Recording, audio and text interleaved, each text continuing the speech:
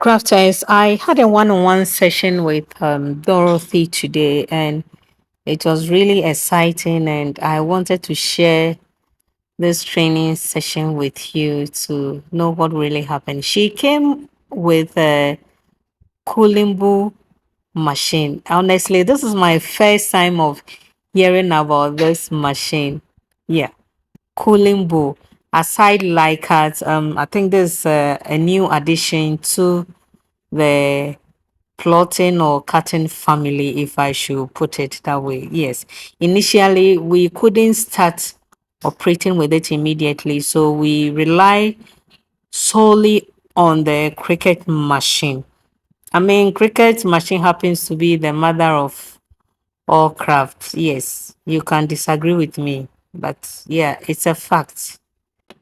So I took her through how to do her cutting, especially when operating with ATV. The need for her to mirror the ATV before cutting, because if you do not mirror your ATV before cutting, yeah, you won't be able to press. It's that simple. So as you can see, she's still weeding out the unwanted portions of the ATV, and she's done. So we will be pressing it on the tote bag for her to actually have a feel of her own project, or to see the outcome of her own project. So she's pressing on to the tote bag to remove any kind of moisture from it. And as you can see, she has folded the tote bag into two. So this is a technique for one to be able to center a design properly onto the surface one is working with.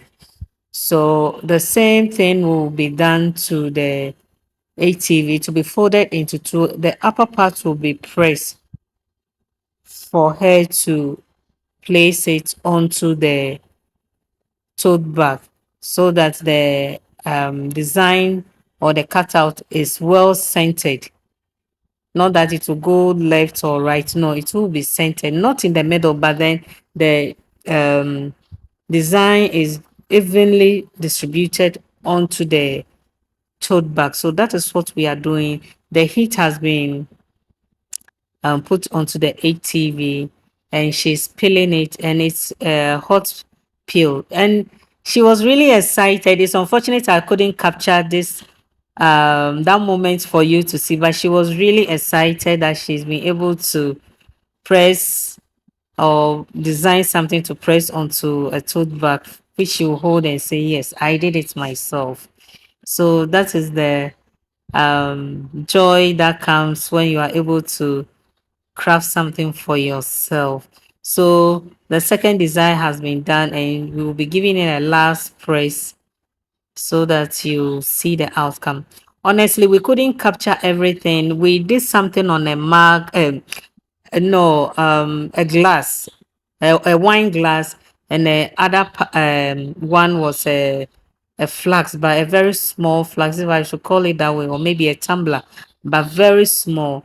So this is the work she has done, and she has placed everything. So this is what she did. That's the wine glass, which she did with the offset, and Dorothy on the other tumbler. So before she left, we were able to operate with the Coolinbo machine. We were able to use it to cut on a permanent vinyl for her to have a look. And she was really excited that in the next session, we will be using the Coolinbo only to do most of the projects.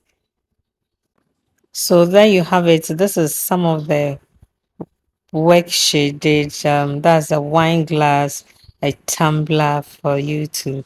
She's really excited. I hope this also excites you. Happy crafting.